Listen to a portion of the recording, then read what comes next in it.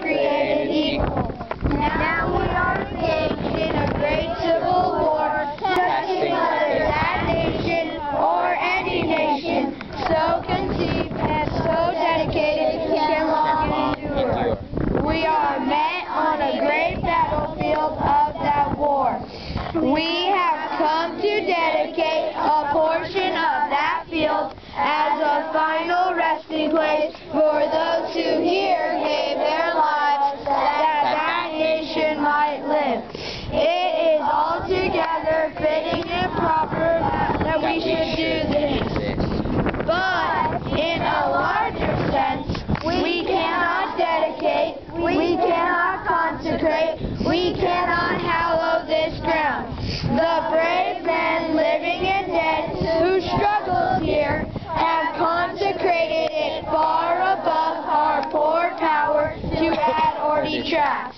The world will little know nor long remember what we say here, but it can never forget what they did here.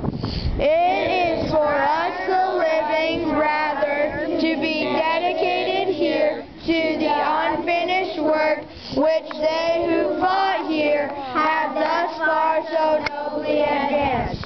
It is rather for us to be here dedicated to the great task remaining before us, that from these honored dead we take increased devotion to that cause for which they gave their last full measure of devotion, that we here highly resolve that these dead shall not have died in vain, that this nation under God shall have a new birth of freedom, and that government of the people, by the people, for the people, shall not perish from the earth. Woo!